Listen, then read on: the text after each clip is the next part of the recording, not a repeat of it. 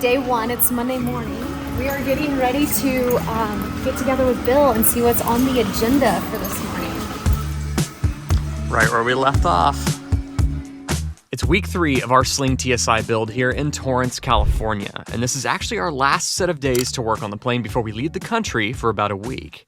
In the last build video, we started working on the empennage kit, then paused that because the parts came in to complete the wing camera mounts. We spent a better part of the week sorting that stuff out, including beefing up the structure to make these things super stout. After that, we began the elevator assembly, which is definitely the most complex assembly on the empennage. Lots of layering, counterweights, hinge assemblies, ribs, and fiberglass. The elevator is where we're picking up this week, and where we'll end up by Friday evening is pretty exciting.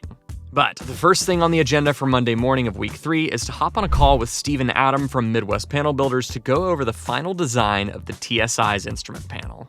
Okay, so we'll share the screen and show you what this looks like. So here is a rendering that we've come up with based on what we've discussed. So we'll kind of take this from a left to right here. So obviously with the 916 engine, we've got all of the standard switchology that would be appropriate for that. So lanes and master start kind of in one area. Lanes in this case being a replacement for magnetos like you're typically used to in your Lycoming aircraft. We've got the oxygen port on the pilot side as well as the one on the co-pilot side for high altitude use. Okay. The big thing, this push-to-talk up in the corner, huge quality of life improvement that a lot of people don't think about. We actually learned that trick from the airline world. A lot of Boeing aircraft in particular, they put a push-to-talk on the glare shield. And so when you're on autopilot, it's really convenient to just rest your hand up top and hit it. That's cool. Yeah, that's something I never really thought of. And then the key switch there, it has off, on, and start. So when it goes to the on position, that's effectively the battery master switch, right? Yes. Okay. Yep. So instead of having a separate master switch, we're kind of integrating that into one thing, partially for space, but also for convenience. Of course, GSB 15 down in the corner there. Okay. For 36 watts a piece on those. So iPads, iPhones, whatever you want to charge, plenty of power for those. G3X touch system, pretty standard in slings these days. Doing it like this is obviously you're used to the system in the 172 already. So the transition on avionics is going to be basically nothing. Normally on the panels that we do, we have a flap switch that's somewhere over here, or I should say on a lot of them. Yeah. And sometimes they're there and on the grip, but in your case, what we're going to do is just have it on both grips. So we took it off the actual panel itself. Perfect. And are those independent commands from the sticks? They are. Okay. Yeah. So you got a pilot and a co-pilot input. Okay. Very Obviously, cool. good redundancy if something were to go wrong there. And then the flaps are also airspeed restricted. So if you were flying at cruise and for some reason you accidentally bumped the switch, the flaps will not deploy if you're going too fast. Okay, gotcha. Would you get a CAS message for that or something? Actually, we've been asking for that for a long time. We've been asking for like a tone in the headset. And, if a particular person is listening, then we still want that. Okay, cool. That's the beauty of experimental. Just integrate it. Another point to make is when we do the switch layouts on these panels, we try to group them in a way that makes sense for flows. So a lot of these switches are kind of a left to right type of thing. So over here in the avionics area, you're going to do your EFIS backup first before you start. Then you're going to do avionics master after the engine's running, and then perhaps autopilot right after takeoff. Kind of like your Cessna, beacon's the first thing to come on, last thing to go off. Actually, a lot of people just leave that switch on so that it's a reminder that the master's still on. One thing to point out, too, the reason why the autopilot switch is even there is on VPX systems, we just want a quick way to kill the autopilot if there was ever an issue.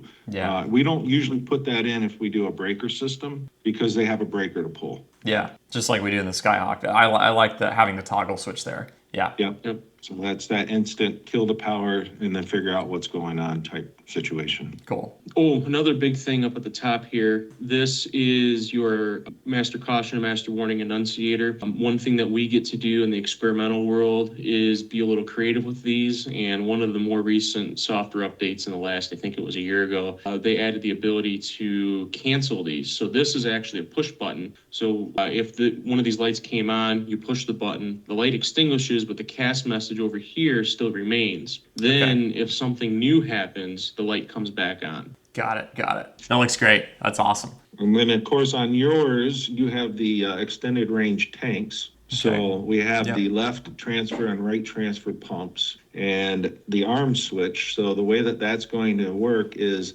those pumps that are typically used, we know are about 20 minutes to empty a tip tank into a main tank. So those are actually on timers. Okay. So if you push the button, it'll start the timer. If you push it again, it shuts it off. Okay. But if you push it, but each push, if you just leave it after 20 minutes, that pump will shut off all on its own, Okay. which is good. So if you forget, it's not constantly running. And also with the transfer pump system, while these pumps are active, you will get a CAS message telling you. So it'll be a green message and then it'll extinguish after the transfer is done. Perfect. Okay. Good deal. Okay, and then moving over to the heat system, that is something new now that has been coming with the 916s, and we're not sure 915 just because nobody's hardly doing those anymore, but the 916 system started using an exhaust heat. Okay. I actually built the heat exchanger box yesterday with the butterfly servo. So that's Which, cool. I'm visualizing what that does. Some people might call this a step backwards because we're going back to exhaust heat, but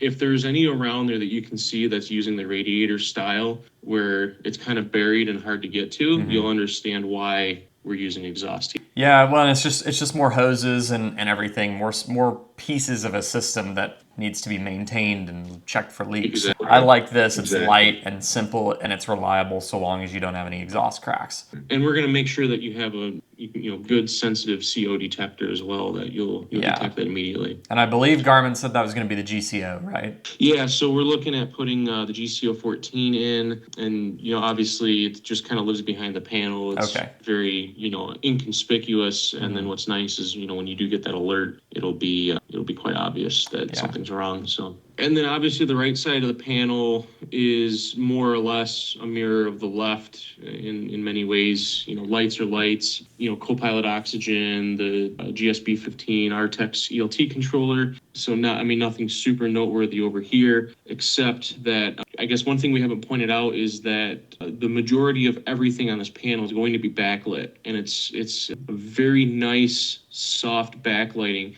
that at nighttime just looks awesome, and it really improves the quality of life when you're flying these things at night. Perfect. And it's not too bright. As a matter of fact, we don't even need a dimmer for it because it's just like the perfect level. Okay. So what actually brings that backlighting on? The nav light switch. Okay, so when nav lights are on, the backlighting's on. Yeah, correct. Okay. One thing I do want to point out that we have kind of instituted in the Sling world, especially, some people still don't do it this way, but is the beacon itself. We kind of came up with the beacon just because the Cessnas and stuff, that's what we learned in too, and we had those. Some people tie the tail strobe actually into the strobes, and we don't like to do that because all planes now during the day have to have some kind of anti-collision light on, even during the day. So the beacon becomes that. Also at night, when you start, you have the beacon on, not the strobes blinding people, right? So the beacon being higher up on the tail is a lot easier on other pilots' eyes at night. So the idea is the beacon comes on anytime you start the airplane. Strobes only come on when you're about to enter the runway at night.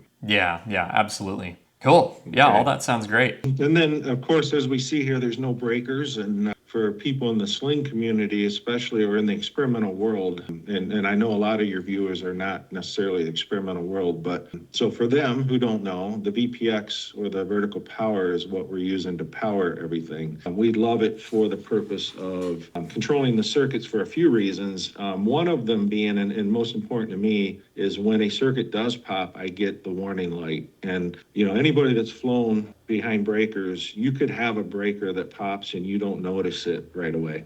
Something has to happen for you to actually know. It happened to me on an alternator one time. I didn't know until things started to die. And then all of a sudden, oh crap, what's going on? Well, the VPX gives me that instant, right now that circuit popped, there's a warning. So and that's a CAS message that comes up on the one. EFIS. Yeah. Okay. Yeah. So that's my number one reason for using it. And then, of course, followed by the fact that we can look at each circuit and see what the draw is, if you ever did have to shed some load. For sure. That's great. But this looks awesome, guys. This looks amazing. And then, of course, right below the autopilot there, the Garmin autopilot, is the parachute handle. So there's left room for that. And this is the BRS one, obviously, that you're using in this airplane. Obviously, the last item that we're going to have to work out here in the next little while is what's going behind this big question mark. So we're going to be making a decision, or you're going to be making a decision on the navigation system and kind of what we're doing here. So we're obviously going back and forth on what's going to make the most sense for the mission, that you're going to apply to this aircraft. Yeah. Maybe some of the people will give their opinion on what that should be. Yeah, if this were your airplane, for sure. Comment what you would put right there. Well, this looks fantastic. So I'm trying to think if I have any other questions about it. Everything seems to make sense to me. I think the fact that y'all customize panels, and first of all, you have so much engineering background and knowledge. You've done this so many times. You, just like you said, Adam, like y'all have muscle memory on how this stuff goes, and somebody can bring up a system, bring up an option, and give it to you, and you can give immediate feedback like, well, yes, that's great, but here's the issues we've seen in the past for it, but here's the workarounds. Like every step of the process, I found you guys are primed and ready for that. How long have y'all been doing custom panels? So we started kind of with, in a way with Sling, at least in the US side of things. So like as the first LSAs for the Sling 2 platforms were coming over, and as we started doing some of the first experimentals, that's kind of where we started. Matter of fact, Steve here was part of a build center first, the first Sling build center that wasn't, California. And so, avionics was just kind of a part of that. And at the time, that was my one-man department. Yeah, that's the one thing I think that we kind of strive on is the fact that, if you quit innovating and you fall asleep at the wheel, you lose. So we're always trying to find out how to make something better. And you can ask even the guys in California, the systems from the past to now is just hugely different and better. So we do other aircraft as well, other airframes, vans and stuff. We love the Sling community as well. It's a really great community. So that's kind of, where we've been. The one thing we do that's a little bit different than the rest is our stuff is very modular. And it really comes from my experience in the automotive world, where, when you have to assemble a car, everything's got to be modular or you're not going to assemble it very quickly. Right. So that's kind of where the idea of this came, is that you have your different modules that you put together. Like we can get a sling builder wing and tail harnesses so that they can keep moving in their build without needing the main system if they're building from a flat kit, right? With the high wing, we now have 4 different harnesses we can ship ahead of time. We got the tail section, the wings, the top box has 2 different harnesses that we have. Those will never change, so we can ship those ahead of time so that they can keep progressing in their builds without, the rack harness, as we call it in that situation. Right. So it's amazing work that y'all are doing, and just like I said, takes a huge load off. This looks fantastic. It's going to be an amazing airplane. It's going to look so clean. It already does look so clean, and this is the part that I get excited about, because this is the human interface to the airplane right here. Well, that makes 2 of us. We get pretty excited about this stuff too. This is what we'll end up going with, and then down the road, everybody will get to see what that question mark is. That's right. In due time. Clearly, we still have some decisions to make to fill in the middle of that panel, and that will come in due time. If this were your airplane, let me know down in the comments what you would be putting in the center of that stack to act as your VFR or IFR navigator. Steve and Adam recently built their own Sling TSi with all of the bells and whistles you can imagine, and they documented the whole process on their YouTube channel linked below. Midwest Panel Builders will have an exhibit at AirVenture 2025 in Oshkosh, Wisconsin, inside the Sling tent. So definitely find them at Osh, and they can help you with your panel design in whatever plane you're building. For now, it's more empennage work, and pretty soon we'll be moving over to the fuselage hangar to start some really exciting stuff. It is week 3, day 1. It's Monday morning, and we are... Hi, good morning.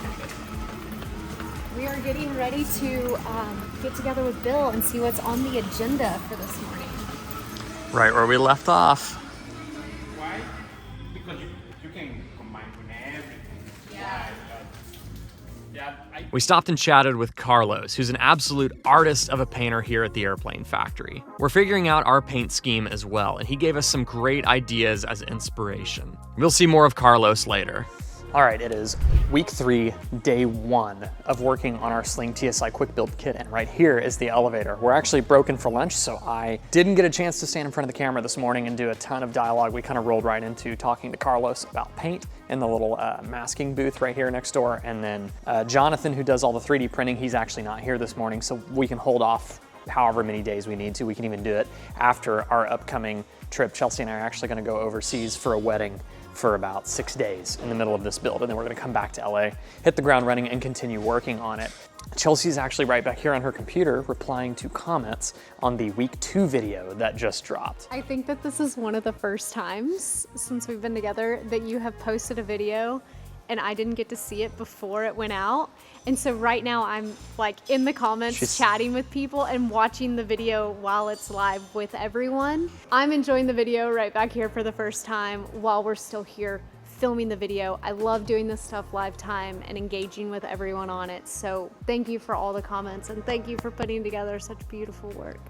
I love doing it, but it's a lot of work. It ate up all weekend. I was sitting behind the laptop all weekend editing that stuff. But like she said, I like putting this out as it's happening. I mean, literally, like, this is week 3, day 1. This is Monday morning on week 3. We're starting to film the week 3 video right here. But this morning, the week 2 video posted, and Chelsea's already on there checking out comments, replying to comments and everything.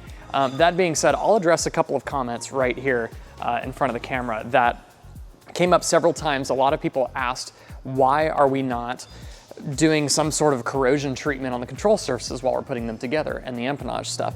The answer to that is it is gonna get a corrosion treatment. We're gonna do, I believe Bill said it's gonna be Corrosion X.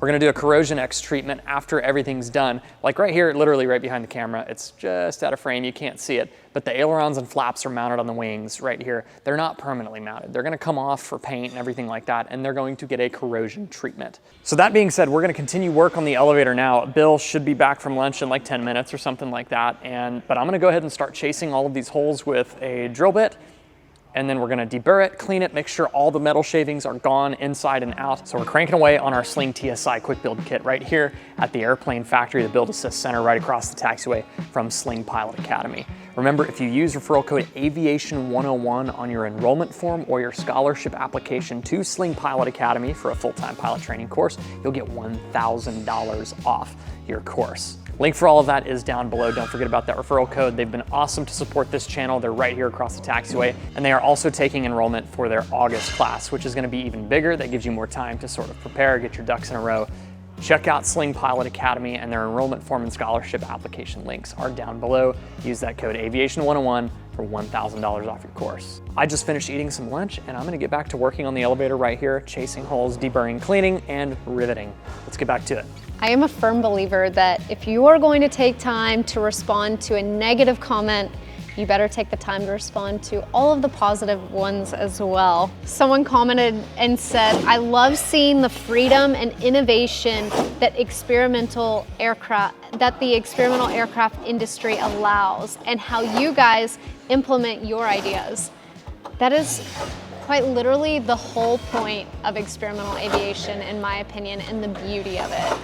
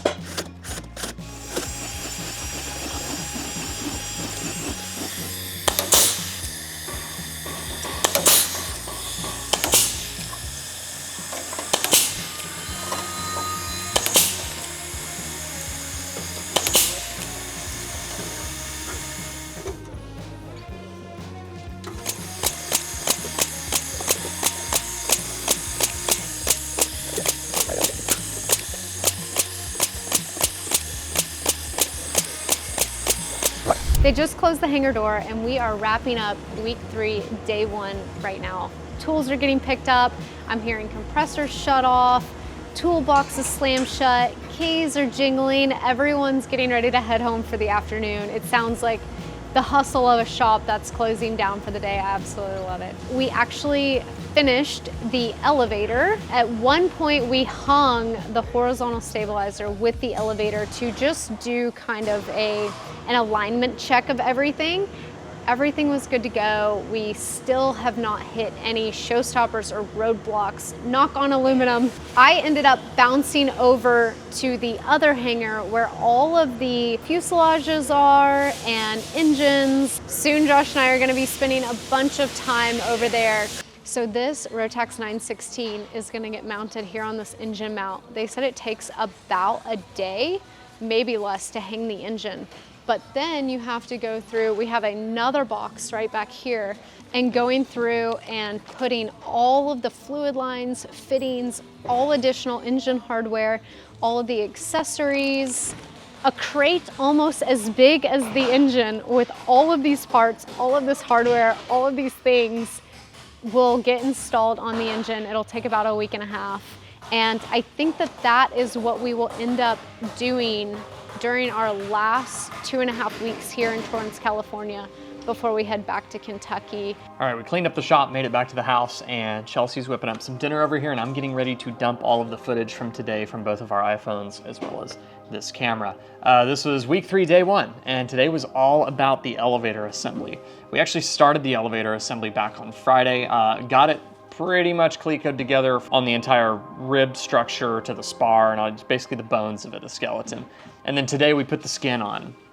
And there were a bunch of little things to do, like we had to drill and countersink holes in the fiberglass elevator tips. It's gonna go up on the rack with the horizontal stabilizer, and then we'll be ready to move on to the vertical stabilizer and the rudder. Bill said the construction of those two components are way simpler than the elevator. The elevator was kind of like the pinnacle of the empennage. That was the hardest part. Most complex, most layers, everything's different, and both sides there's a left and a right.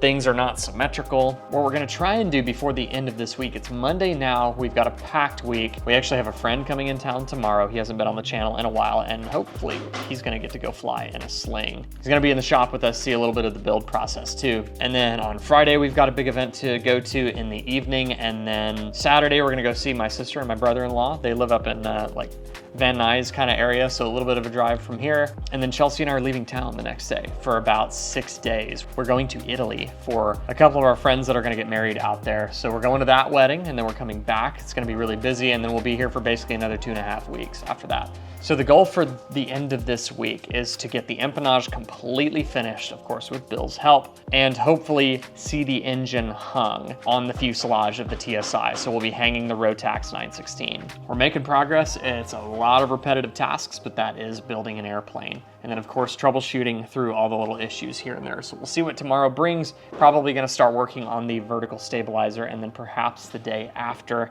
we're going to be hanging the engine, or maybe the day after that, sometime later in the week. So we're calling it a wrap on week 3, day 1 of this Sling TSi build at the Build Assist Center here in Torrance, California. We're gonna have some dinner, dump this footage, and get ready for day 2. Merry Christmas. Grandma, happy birthday. Thank you. What are you doing? Getting ready to go to Bowling Green. Oh, are you all going out to eat? Yep. Where are you going? Crackle Barrel. Well, that sounds good. Are you gonna get a dessert? Yeah, we'll get dessert. Good morning, America. Today we're going to be doing the vertical stabilizer, and I'm going to deburr some parts and get things sorted out. So on this little flash drive here, I have an STL file that I made in CAD, just a CAD program. So I basically made a housing that's gonna take 4 M4 screws, and it can mount to the inside of the wing that's gonna be able to hold the power supply for the camera.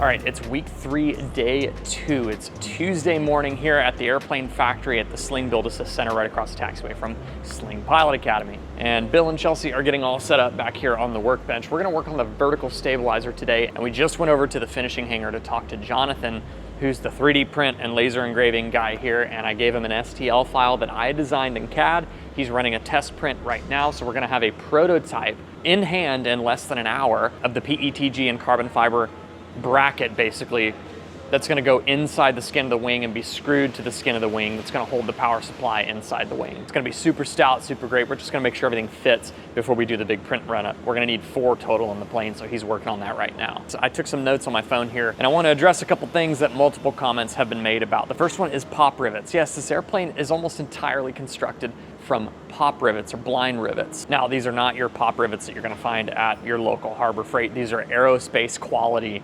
fasteners. In this plane, we're not going Mach Jesus and pulling 10 Gs, all right? Solid rivets are stronger than pop rivets, but pop rivets are plenty strong for applications on airplanes like this. And that's why in the experimental and kit-built world, a lion's share of the kits out there are constructed with pop rivets. The industry has figured out that that is plenty strong enough for applications on these airplanes. On the subject of the camera power supplies, I got an email about the power units that I'm using on this airplane. Mike, if you're out there watching, I appreciate you sending that email about the power output of these units. Basically what he said is, yes, they're advertised to put out 45 watts per port, but he has personally used those power supplies before, and he figured out that they only do that at a 24 volt input. When you only give it 12 volts of input, they don't have the electronics inside to be able to output that advertised power rating. Now, I've already bench tested these power supplies. I've done 10-hour runs with 2 cameras running hot with a low battery charging while recording in 8K on both cameras.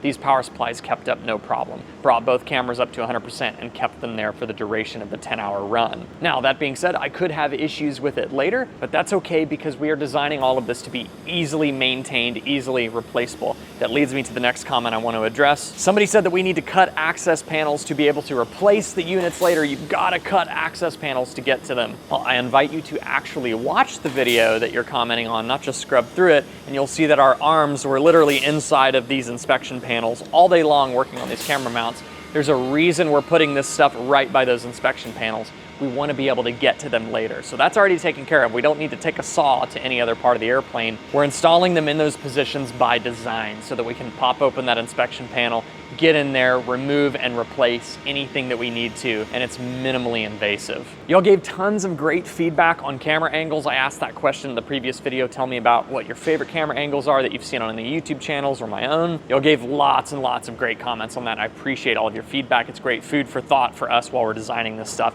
We pretty much have most of the camera angles you guys mentioned covered in the setups that we're designing for this camera, both inside the airplane and out. Got some comments on the camera mounts themselves. Someone said that the camera pole is too far from the wing and we need to custom mold a mount to hug the skin of the wing so that it can be as aerodynamic as possible. Well, the doublers that we made for these mounts are 4 times the thickness of the skin of the wing. So no, we don't need to do that. Also, these mounts are designed to be removable. The dovetail mounts are gonna live on the wings. They're super small. They're like the size of the end of my thumb. Those are gonna live on the wings, but the whole clamp assembly that's gonna actually hold the poles, that whole thing is removable. So when we're not running a camera, we take all of that stuff off. We cap the USB port, we put it all away and we don't need it, and it basically looks like there's nothing there. Maybe later on, there will be a better design out there to make the pole hug the wing a little bit better. And I thought about even just permanently fixing those clamps to the airplane so that the pole would only be about that far from the skin of the wing, but then those clamps have to live on the wing. And in order to remove or install the camera apparatus, I have to open up the inspection panel and get wrenches and ratchets to take it on and off. We're not doing that. These dovetail mounts are gonna live on the plane, and when we wanna rig cameras, we'll put the pole assembly onto the wing. It's not sticking out too far. It's gonna be very streamlined, pointing into the wind, and especially with those super thick doublers now riveted into the wings and squeezed with a bolt on the dovetail mount. Another person said mounting a camera on the outside of the plane will increase drag and absolutely destroy lift. He also said that we need to be going for performance and stop worrying about cameras, as he comments on a free YouTube video that was filmed with cameras. Now, I'll take just a little bit of drag on these external camera mounts for the privilege to continue to produce free YouTube content right here on Aviation 101 in the future. And if you're only going for performance and you think we should stop worrying about cameras, well, then it sounds like you have an airplane to build for yourself. We're custom building this airplane to accommodate cameras in a very streamlined workflow that I've really honed in the last 15 years of making videos right here on this YouTube channel. And we want this airplane to be an amazing platform to continue filming that content. So I think that's worth an unnoticeable amount of drag. Please continue leaving your comments down in the comment section of this video and week 1 and 2 if you haven't seen those already. But this is the beginning of week 3, day 2, and we're working on the vertical stabilizer. Let's get back to the build.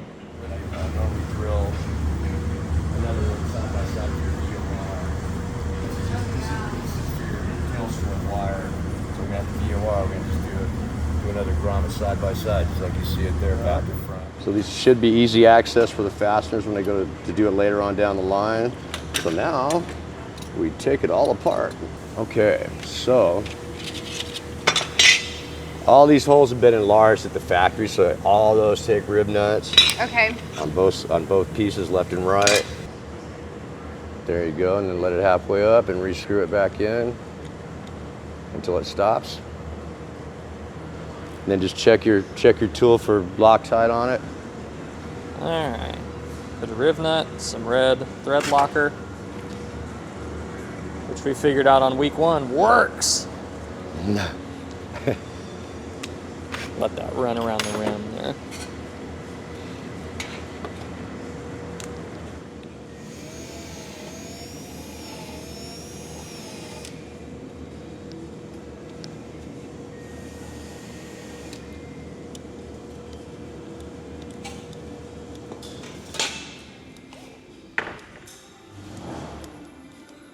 It's very nice putting thread locker on this stuff, knowing that you don't have to squeeze the ever-living hell out of it. Just get it to where it makes contact, and that's good enough.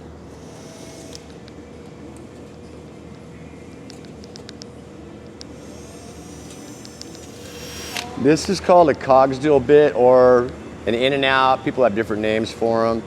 What it is spring loaded. It's got a little cutter right there with a spring. And you can take if you want to deburr a hole, you can hit it from the outside and push it through. The blade comes back out, and then you can get the backside for areas that are hard to reach, like this angled stuff here. And just kind of do that, and it comes out nice and soft. That's cool. And deburred. You can pick these up at I got these at the yard store in Wichita, Kansas. They're mostly aircraft sheet metal tool supplier. Okay, here's the housing that we tried to put some nut rivets or fasteners in for the wings, and here's the USB-C power supply we're going to use. So I'm going to wedge this out of here. We're not going to use that guy. This just came out of the 3D printer. This is a hollow prototype, so this is not the final product we're going to use. We're just trial fitting it, and trial fit complete. Looks great. And I need to make sure this collar is going to fit too, which it does. Make sure it fits behind everything. I whipped this up in CAD, and it probably took me like 15 minutes. Beveled the edges. The holes can handle an M4 screw. We'll just put little nylock nuts on the back, and it'll go inside the wing, just like that. Here's the co-pilot side wing, and here's the 2 dovetail mounts. The USB port will go right there. So we'll pull this inspection panel out. So this guy with the USB-C power, 4 screws and 12 volts will go in there. It's gonna go basically right here, but on the inside. So it goes right in there, and it'll be 2 screws, hold it in real easily.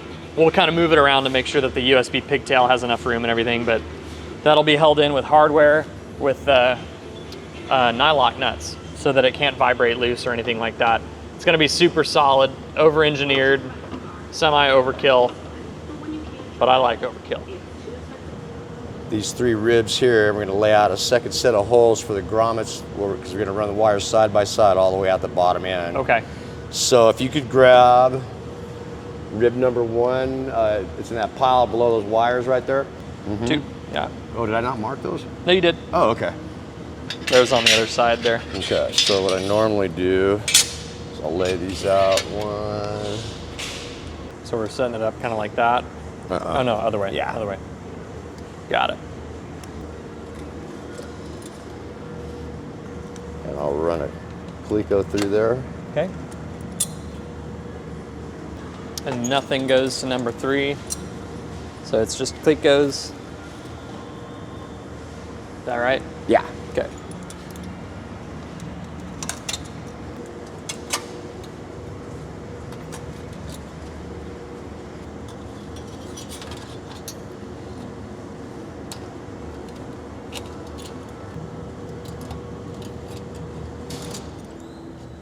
Okay, now it's all just 4.0 by 10 rivets. So number 20 bit, reaming the holes like we've been doing.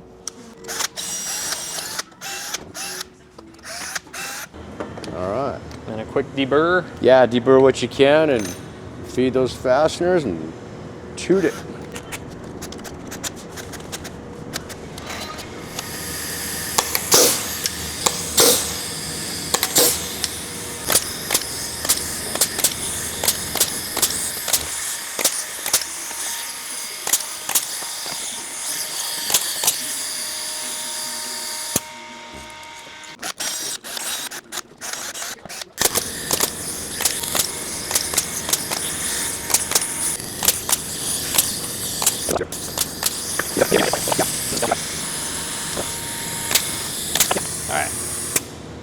All right, our next task, throw that skin on. Here, you want to do that since you're on that side? I'll lift it up.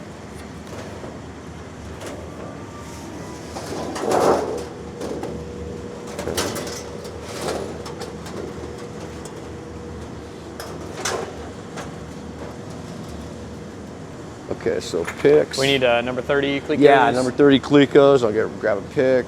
Can you see anything now? I see the rib here. Yep, that's a hole. Cool. There we go.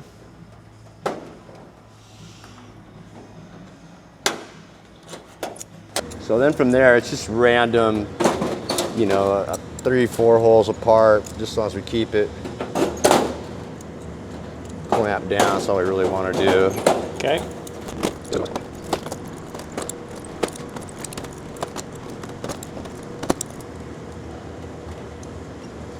Okay. All right, Mr. Scott brought one package that we had sent to the airport here from Mauser Electronics. Hashtag not sponsored. I paid good money for this.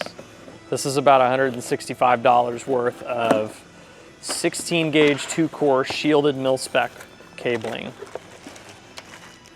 Cables for the wings came. Oh, cool. Yeah, we're gonna be dead in the water on that until we get the antenna. And then I thought I found one over there because they had one of our TSI customers, but it was a bad antenna. Okay, so it turns out for the VHF nav antenna, the notches in the skin were cut correctly per the instructions and everything, but we actually didn't have the right part number for the VHF antenna. Didn't do anything to the antenna, so that's no big deal.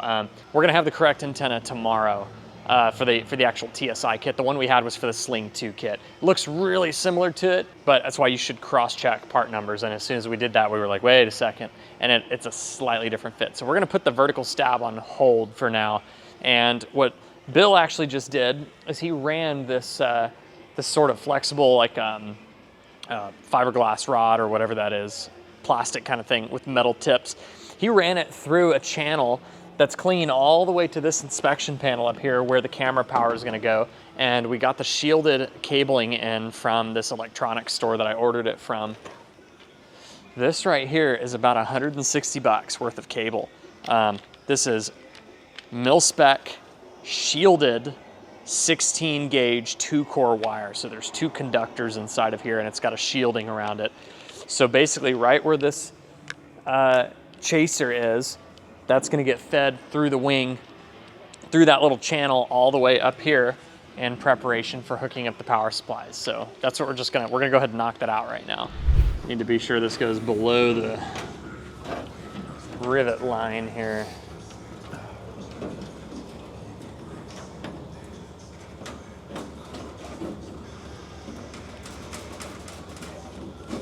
Okay, yeah, keep feeding me like that. Okay.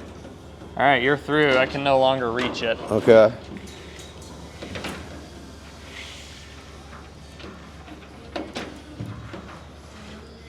Victory. Got it. Ta-da. Sweet. Okay, so How much do we want out there? it's better to have a little too much than not enough, you know what I mean? Yeah. And this is gonna be going,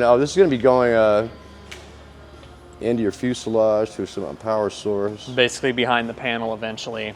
Oh. We could always cut it and terminate it. We could have terminals right there in case the wing ever needs to come off for some reason. But the wire you can't loop the wire through and then tape it. We have very little space to bring this stuff through.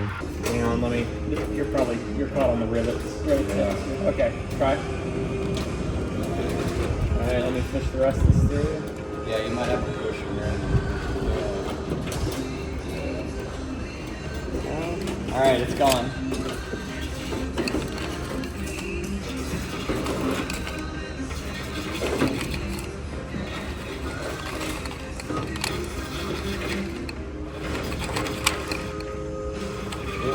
Got it.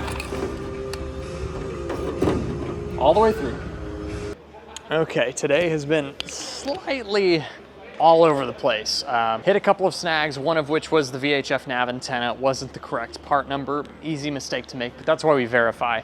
They just had to go swap it, and actually we're gonna get a brand new one because of that little snag. And actually ours is going to be here tomorrow. So that's no big deal. We're just gonna pause the vertical stabilizer for now. And in the meantime, Bill and I went ahead and ran the mil-spec cabling that just came in the mail that I ordered a few days ago through the wings, so that's ready for camera power supplies. With that, other than installing the actual power supplies themselves, we're done with the wings. There's nothing else to do on the wings. So we're gonna pause the vertical stabilizer work for now. Do you wanna start working on the rudder tomorrow? So we'll probably start on the rudder tomorrow.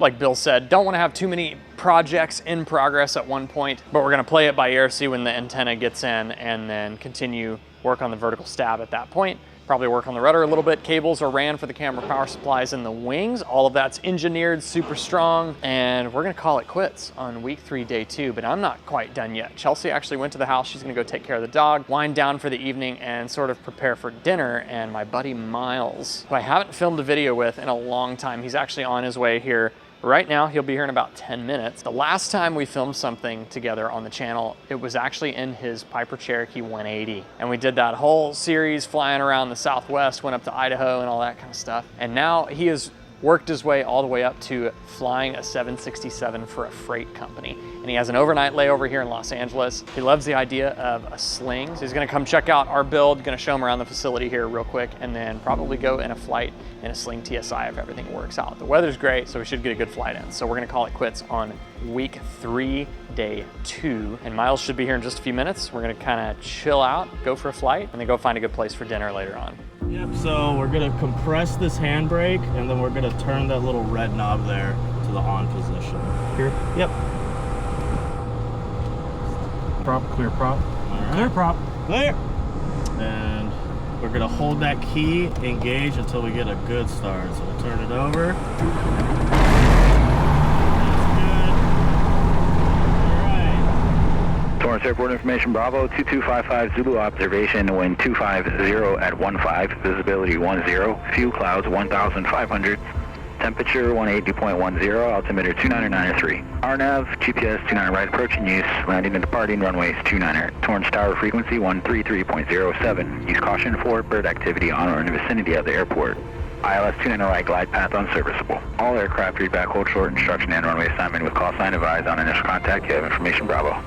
Yeah, why don't we bump it up to 2,000 a bit there? Tango Sierra, right 270 with the short delays approved, runway 29 left, clear for takeoff. Clear for takeoff, 29 left, right 270. If able, could we get a early crosswind for the cloud layer, 6 Tango Sierra? Wing 6 Tango Sierra, on requesting traffic inbound for the north runway, so it'll be depending on traffic. Roger, 6 Tango Sierra. Alright, doors are shut, both pumps, canopies closed. We are full fine on the prop. Ready to go. Say again your call sign? Please. Atlas 13 Torrance Tower, transition is approved as requested. Torrance altimeter 29 Cool. next 3.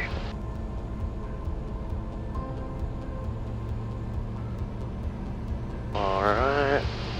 Oh, that was Sling. There's 65, so we'll rotate here. Like base over the bridge, runway 29 right, clear land. Base over the bridge for 29 right, 140 Mike. Sling 6 Tango Sierra, crosswind turns approved. Crosswind turn approved, 6 Tango Sierra. Wind 240. Good.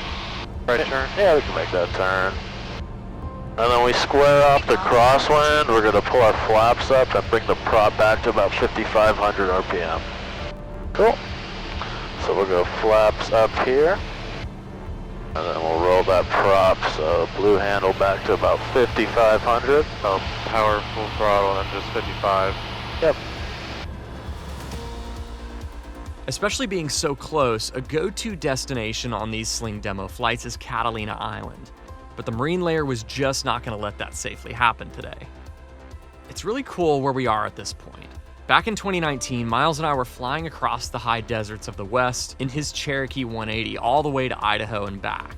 If someone would have told me back then, in 6 years, he'll be flying 767s and my fiance and I will be in the middle of an airplane build, I wouldn't have believed it. It's It's amazing how lives change over time, and that retrospect makes me appreciate where we've all been and where we all have yet to go. Thank you for traffic. Minimums. Torrance Tower, Sling 2151 Bravo inbound on the RNAV 29 right. 200. Sling 2151 Bravo, Torrance Tower, continue inbound. Continue inbound, 51 Bravo. Traffic is high. 100. Alright, so we'll keep this coming all the way down into ground effect. November 7, Mike Tango, Roger, basis approved to follow 40. runway 29 Keep right, it so coming runway down. 2001. Clear that runway 20. 29 right, may to the right to go. A little bit more down, and we'll just kind of glide it right over the runway. Alright, rudder here. Alright, nice, there we go. Sweet. And then we'll make that left onto Charlie. It's kind of right behind the 1,000-footer right here. Okay. Yep. November 6 Tango Sierra, turn left on Charlie, contact ground. Left Charlie over to ground 6 Tango Sierra. Alright. And then we could do a clear runway checklist. We'll put a checklist out there. Clear runway flaps up. Torrance ground experimental Sling 916 Tango Sierra. Clear of 29 right at Charlie, taxi Sling. Experimental Sling 916 Tango Sierra, Torrance ground, taxi parking, Charlie Alpha Delta. Parking via Charlie Alpha Delta 6 Tango Sierra. What do you think about the Sling TSi? I want one. There you go. Add to cart. I love it. Add to cart. That's right. We ended the day with a great Mediterranean dinner in San Pedro. And we rolled right into day 3 to start work on the rudder of our Sling TSi. And before Miles ends his layover to go pre-fly to 767, he's gonna come pull some rivets on our plane. All right, real quick, it's 9 a.m. Wednesday morning. This is week 3, day 3, and we're gonna start working on the rudder today. Like I said yesterday, we're waiting on the VHF antenna to come in. It should come in this afternoon for the vertical stabilizer. So Bill got the vertical stab all clecoed up, and the skin is temporarily on it.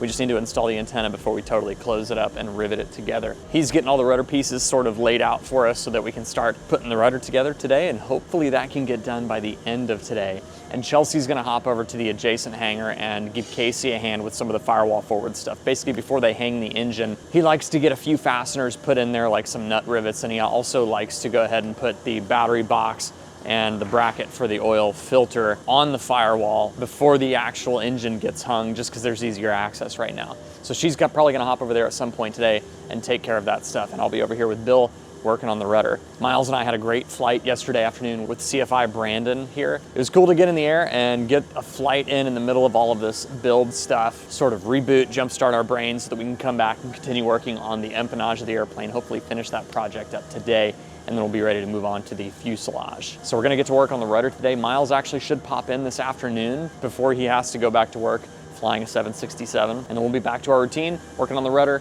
and Chelsea's gonna do some Firewall forward stuff. Let's get to it. Okay, what do you want to do, Josh? Want to shoot this up? Start drilling and milling?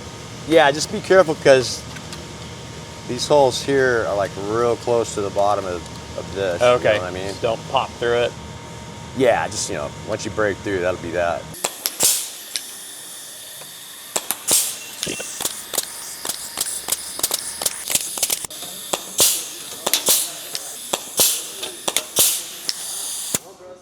Okay, so we'll do the same thing that we've been doing.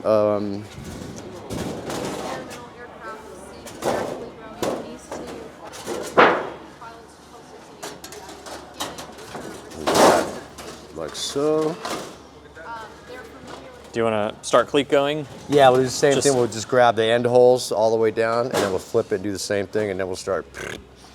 Do you want to? Is it going to be an every other thing sort of thing, or every other hole? Yeah. Okay. Yeah. I didn't know if we were temporarily fitting it. No, this is right it. now. That's all we have to do right here is shoot it up. Now the vertical is the only one I do that on because of the antenna thing. Yeah. I want to make sure that's going to fit properly. Is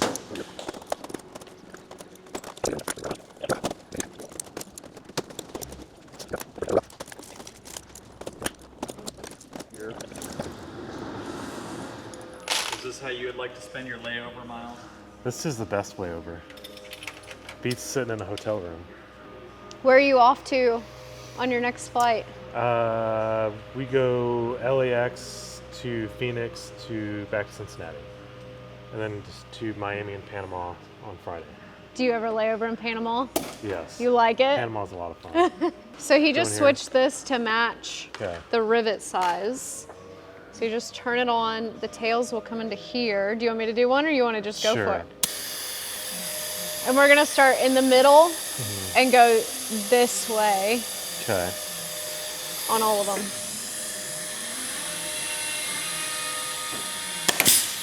That's it. That's it? That's it.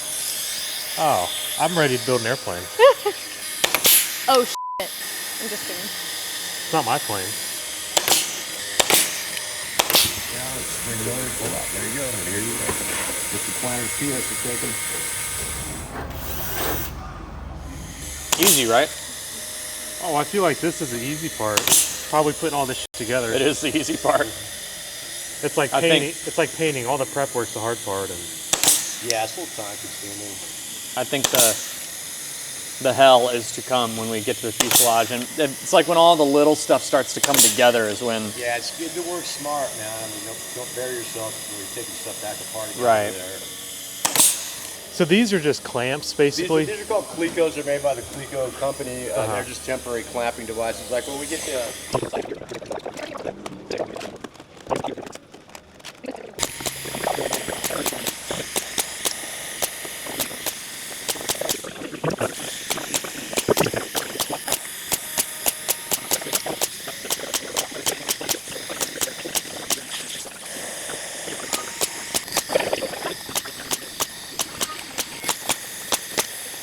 Sweet, you built an airplane. I'm ready. Miles had to head back to LAX to fly his next leg for work, and we all got to reminisce about the fact that he pulled almost all of the skin rivets on our Sling TSi's rudder. Now with the rudder nearly complete, I'm gonna stay here and help Bill trim and fit the fiberglass rudder cap onto the top, while Chelsea goes next door to start working on some Firewall prep tasks. Battery. First one is going to be that airbox, which that's part of it there. So I can just throw it up here? Yep, you can totally put it up there. Now sometimes they're pretty good about putting everything for one assembly in a, kind of in a chain like that. Okay. Not always. So sometimes there'll be parts mixed up, but for the most part, let's just take out what we think and then we'll look through it and see what we got. All right, so this is going to have, this pretty much, the beginning here is going to detail most of these components here. Okay. The riv nuts, I think we just went ahead and put them in because I'm like, you know what, I figured you guys would be okay with that. There's plenty of other stuff, maybe doing other riv nuts.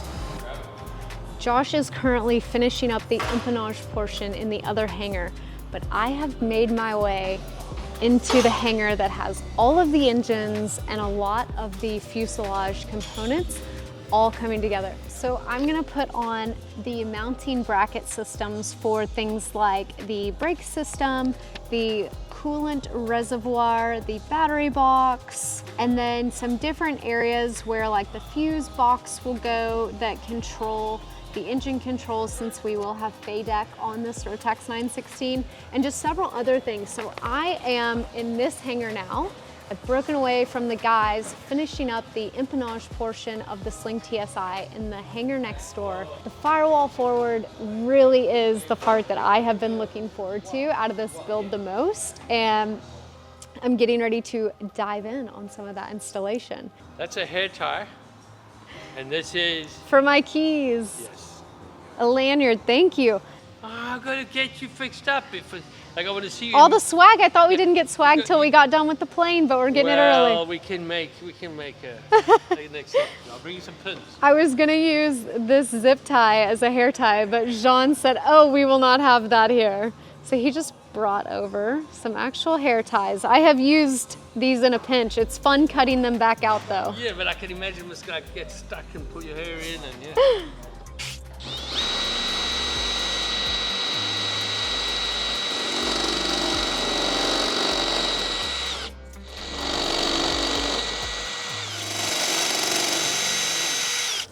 So I just used a step bit followed by a regular drill bit, and we oversized these holes to accommodate these M6 riv nuts that will hold the fuse box, right?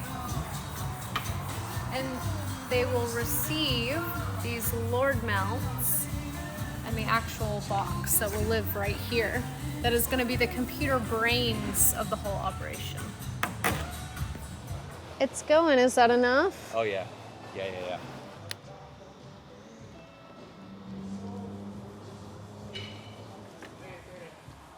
I'm looking for the real. Pardon?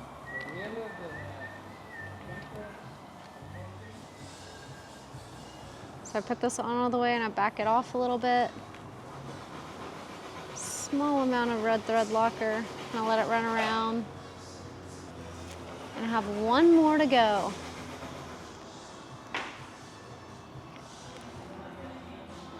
Perfect. Okay, so these are in, they're installed. We used red thread locker, or red Loctite on the riv nuts, and then we used some blue stuff on the Lord mounts here. We're having a debate if these are called Lord mounts or not. I think that they're called Lord mounts, but it might be like the Kleenex tissue thing, like tissues, everyone calls it, I need a Kleenex. Week 3, day 3, and it is 3:30 in the afternoon, so it's time for us to put all of our tools away and call it a day. Next door, where we've been for the last 3 weeks, I would consider that wings and control surfaces, lights, plastic, stuff like that. And then next door here is where the engines finally meet the fuselage that they will be married to for quite a while. So before we hang our engine, which is supposed to happen tomorrow if everything stays on track, there were a few things that I needed to accomplish. Josh is gonna come over here with me tomorrow morning, and we're gonna both work really hard to finish putting these parts on the Firewall. I feel like I should have come over here on Monday to start making progress on this stuff. Tomorrow morning, the first thing that I'm gonna do is the battery box, followed by the coolant brackets that hold the little reservoir, and then I'll go through and figure out what is next on the to-do list. But week 3, day 3, it was a huge success. But tomorrow is our last day here at the Build Center before we ship off across the big pond to meet some of our favorite people and some really good friends for their wedding in Lake Como, Italy. So we'll see you tomorrow morning to hang the Rotax 916.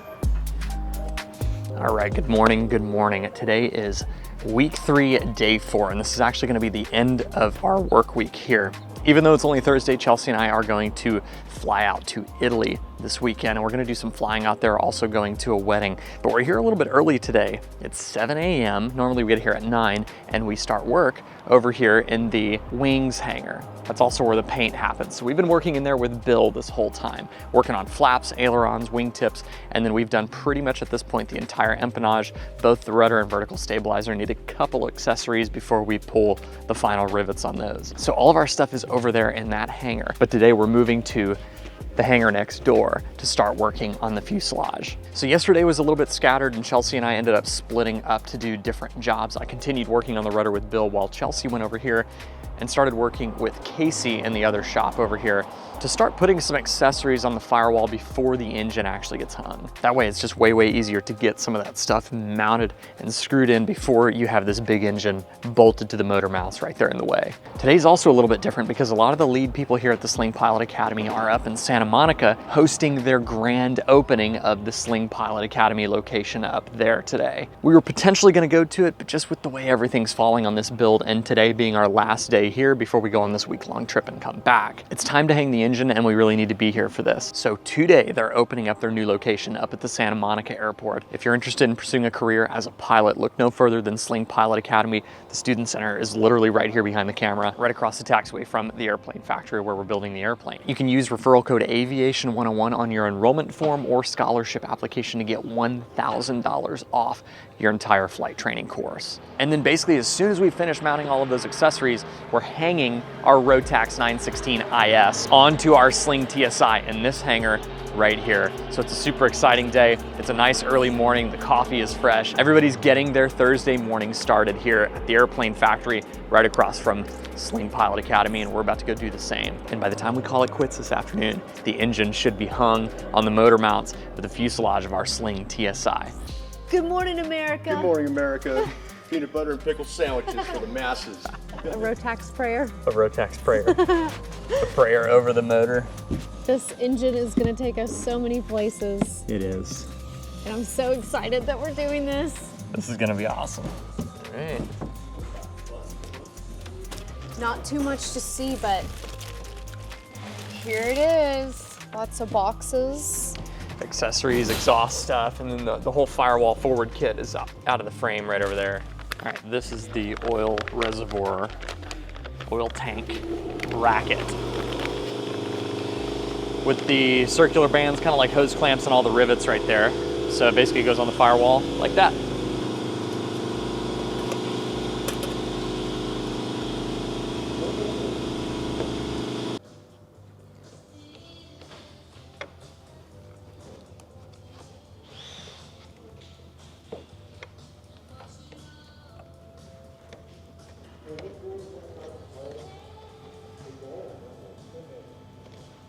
Thank you. This is a very hazardous operation.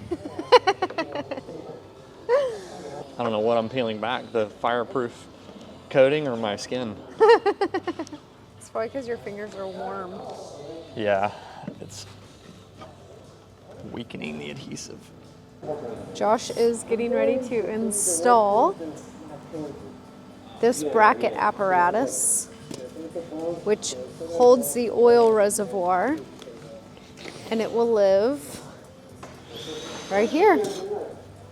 We're kind of bouncing back and forth between our plane and some planes that are further along to use them as a bit of a Chinese blueprint, but this is what it will look like when Josh is done with this. And I will say that's not generally a great practice because you never know if it was done correct to begin with, but Casey said use any of these TSIs that have engines mounted already because he's already approved everything on them and said, yes, that was done correctly.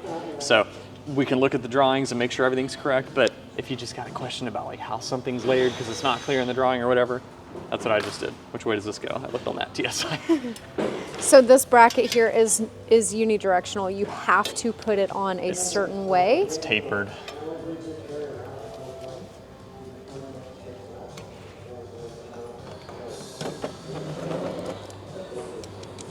Look. Oh, I'm squared away on coffee. Appreciate that. We're looking for just a number 20 drill bit. I rummaged through that box, but is it a problem if I poke holes in this stuff for these? Actually, what we do is we will cut away. I would mark right now with a pen. Okay. And just cut this stuff away like we've done here. Oh, like make a okay. slot. Yeah. Before you put it on there. Yeah. Perfect. Oh, and music is brought to you by Winston, aka Alexis, but he goes by Winston. It is. We've already heard really some good Tyler music. Childers, so we're good, man. Okay, so here is where the battery box will live, and it has a holding tray in here, but we need to remove some of this fire shielding and heat protectant here. This stuff is so impressive. It's an Italian company that makes this stuff.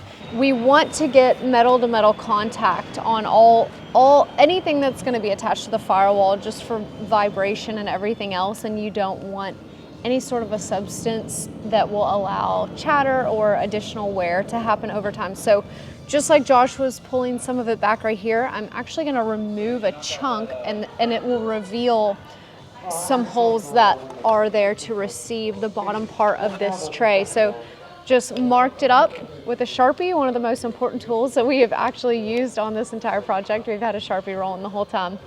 And then I'm just going to go through with a razor and start removing this and peel it back. And someone has already done that on a lot of it. This might have just gotten skipped, which is no big deal. But we're gonna go through and do that, hang the battery tray. We have our Clecos going, our Sharpies going, and we are not only double checking the blueprints, but we are checking them against the Chinese blueprint, which is just right across the aisle here on another Sling TSi, which has already been gone over and approved. All right, I'm ready to rivet.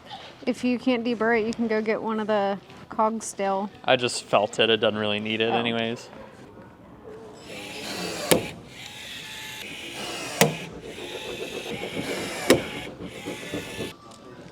I have that same headlamp, man. I freaking love it. Right? It's so cool. Skinny. It's only like $12 too. I know.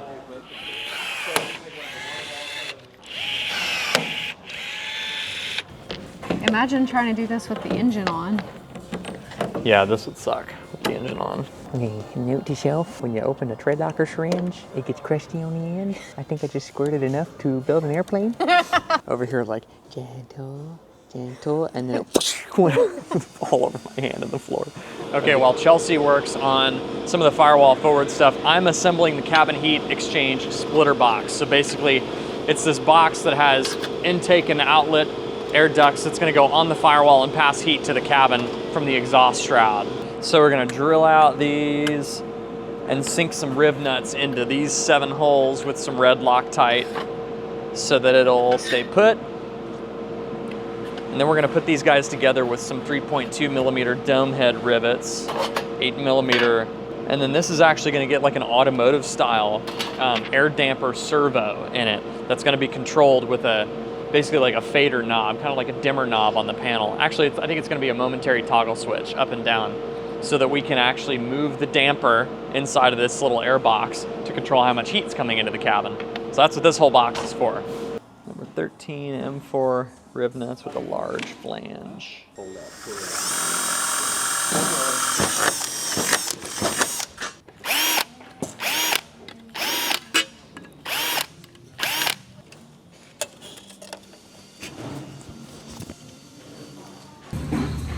I break the seal on the corners, so I don't want to wipe it too aggressively. Is this a messy job? It's a messy job. Trying not to get it everywhere, but then every time I touch it to move it to, see, I just touched it on the corners right there and there was some bleeding out. Just gets everywhere. So you're building the cabin heat exchange splitter box. Mm-hmm. This will take heat, just like a Cessna or a Piper takes heat from across the exhaust shroud. Pumps it into the cabin, so we got to make sure this thing is all sealed up so that it, yeah, with this stuff, it gets everywhere. You're not wearing it yet, which I'm impressed. Yeah. Normally I would be. Like Bill with torque seal. Yeah. Steer clear of the torque seal when you're using it. It lets it jump on you. Got this shroud built that goes on the Firewall. This is where the heat air is going to come through, coming into the cabin. Got it sealed up with Permatex Ultra Gray, which is just super sticky stuff. We've gone through a few pairs of gloves and lots of paper towels so far, using rubbing alcohol to clear it up, clean it up. Those bushings will go in with the servo. This guy gets fastened with rivets. All right, got a bunch of pieces that are gonna go together here, but you gotta be sure that you check that there's not a super thin plastic layer, just like that, on the aluminum.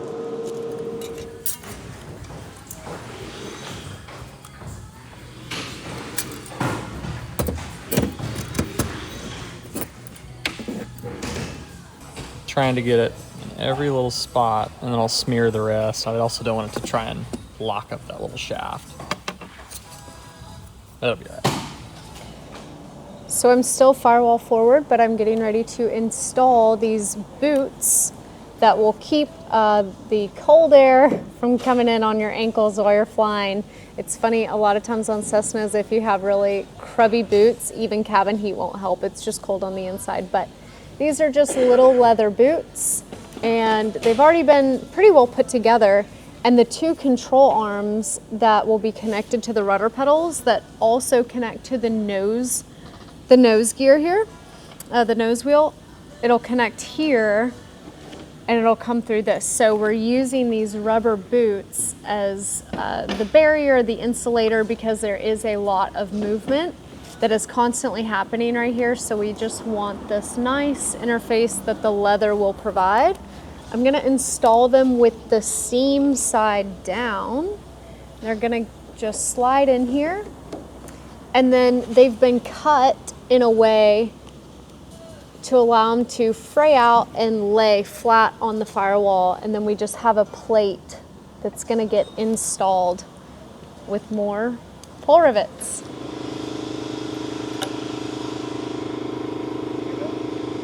All right, out of here? Yeah. All right, man, take it easy.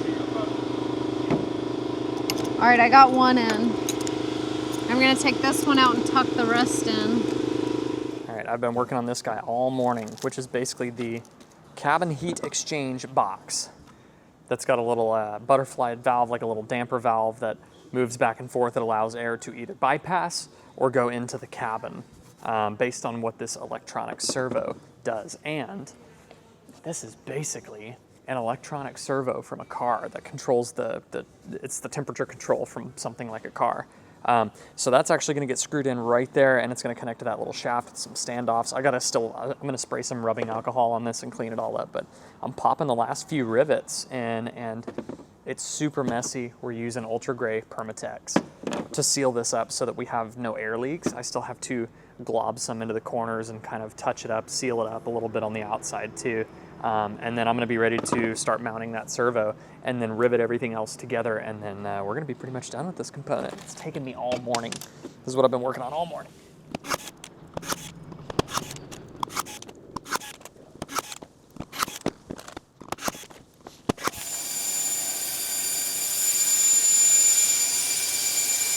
I've been fighting with this heat exchange box all day. Finally got the servo mounted, drilled a hole through the shaft, cotter pin, the little damper door was catching on the tails of rivets. I had to do some modification there. But Bill's gonna do the Permatex work now that I'm wearing it in a couple places. You decorated the crate with it too. Yes, I did.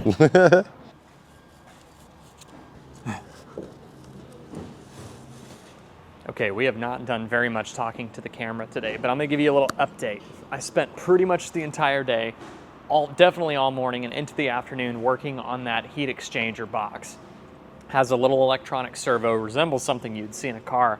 It's basically just a stepper motor that turns a butterfly valve. The butterfly valve assembly is designed by Sling, but the actual electronic component is adapted to fit that. So you basically drill a hole through an aluminum shaft that's riveted to the door. It's screwed in using M4 screws on the back. We use blue thread locker or blue Loctite so that it will prevent them from vibrating out. And you can break it loose with a hand tool if we need to later to remove that component, to service it, put a new one on if something happens, whatever. I like things being easy to work on. So it is 3:15 in the afternoon, and this is normally when we'd be cleaning up and calling it quits, heading back to the house. Chelsea went to the house about an hour ago to let Millie out. She grabbed something to eat while she was there. I kept working with Bill so that we could get that box done and installed. So today was all about prepping the firewall for the engine to go on, and mainly it was mounting components and prepping the firewall for these components to get mounted behind the engine before the actual engine goes on, because once the engine goes on, we lose a ton of access to get tools in there, to drill holes, pull rivets, and all that kind of stuff. So now that we're at a point where everything that needed to get put on before the engine is now on the firewall, we are ready to hang this engine as soon as Chelsea gets here. In the next couple minutes, I'm gonna go ahead and clear off these crates, which is the Rotax crate that actually has the engine in it, and then the firewall forward kit behind the Rotax crate. I'm gonna clear off those crates so we can just throw the lid off and we're ready to pick stuff up and start organizing and get ready for the big lift and move over to the motor mount. Here is our fuse box. Oil tank. Okay. What is this one? Oil tank. Here's our oil tank, both of our fuel pumps, ECU, the engine control unit, okay, and our exhaust. Lift it off. All right, perfect. Ready? Yep. Straight up. All right. Got it? All right. You got the whole thing? There she is. Okay, here's the manual. Okay, so. Just put that under there. Exciting. That's right, it's like Christmas.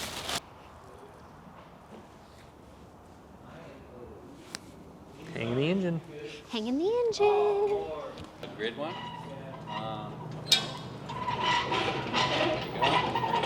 There you go. Got it? All right. Yeah, that's good. That's as close you're gonna get. Okay.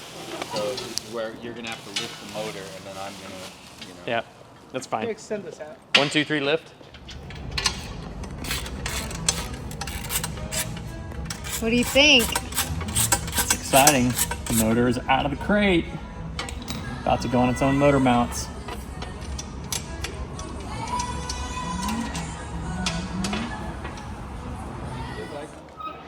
I don't know. I don't know the answer to that. Chelsea knows what it means, I'm sure. I know. One of them is the guy from Spider-Man. Sometimes. Yeah, something. Tobey Maguire. Yeah, that. Tobey Maguire. I was gonna say Maguire or something. How often do you get that? Total, I've maybe gotten that like 5 times in my life. No. Oh, really? Yeah. That's all? That's In it. person. Wow, okay, that's good. Awesome. All right, if you want to just drive us in a little bit. Perfect. All right. Let's just have a look here. Do we need to go up just to Yeah, scotch just, more? Just to scotch, exactly. That's it, yep. Yep. This one's so close. Yeah, let's try that there. Let's try that there for now. That's perfect. Okay, now. Let it go? Yep, let it go for now. Actually, let's move the crane, just drive the crane toward us a little bit. Yeah, like that, and that'll kind of keep the force in the engine, just keep it up against there. It's 5:30. All the tools are put away, and we accomplished what we came to accomplish today. The airframe and the power plant have become one this afternoon. We hung the Rotax 916 on the front of the Sling TSi. It is like a milestone and a rite of passage for these flying machines that we love so much, to meet the airframe to the power plant. So that is what we just got done doing in there just a couple minutes ago. We cleaned up tools, started putting everything away, getting a game plan together for what's to come in a week and a half. We're actually gonna be leaving Torrance in California, in America for that matter. Behind me, all of the Sling Pilot Academy airplanes are well at work. There's one taking off right now. One just took off about 60 seconds ago. This is such an active flight school at an active airport. It's absolutely awesome to see so many people here that are just excited to learn about flying. We got a lot done this week. We're waiting on some lights to come in. That won't be a big deal. They're basically drilled and ready for mounting and wiring. I think Chelsea and I have ironed out a paint scheme. We'll reveal more about that later. We moved on to the empennage last week, and this week we finished up the empennage. Bill got a couple extra components in for the empennage. He's gonna pull the last couple rivets for us just to close things up. We already trial fitted everything, cleat-goed, match drilled, cleaned, and deburred. He just needs to basically swap a component and screw it in and then put it back together like we already did. And then yesterday, Chelsea started working on some of the Firewall accessories, getting ready for the Rotax engine to go on, and then just now, we finished hanging our Rotax 916 IS on the front of our Sling TSi. We're very grateful to be here and to be doing this in lockstep with Sling Aircraft, the build center. After tomorrow, we're gonna go to Italy for a week. And we're gonna capture it to the best of our ability over there. We're packing pretty light, but that's why we're taking a week off from building here at the airplane factory. So we're gonna come back in about a week and a half, and we're gonna continue working on Firewall forward, as well as the interior of the fuselage. It didn't really set in that our engine is on the plane until we let the pressure off the crane and the front of the nose kind of squatted a little bit under the weight of the engine. And it was like, okay, the engine's on the plane. And then of course we torqued everything down, we marked it with torque seal. Everything's done, squared away. Next it's just gonna be starting to mount accessories and prepare different things on the Firewall forward. So that being said, we're calling it a wrap for week 3 here at the airplane factory, right across the taxiway from Sling Pilot Academy. The ramp is bumping, there are slings flying all over the place, lots of training going on. It's a good day in Southern California, and we'll be back in about a week and a half to continue our build right here at the airplane factory and Sling Pilot Academy. Be sure to like this video if you did, subscribe if you haven't, and ring that notification bell so you don't miss out on week 4 of our Sling TSi build series. We're taking a week off from the build to go on an international trip, but we'll be back in early May to hit the ground running for another 3 weeks to get some major tasks checked off of our Sling TSi. Until then, you know the drill. I want you to stay happy and healthy, stay current in your flying, but most importantly, stay proficient. We'll see you in the next build video right here on Aviation 101. Fly safe.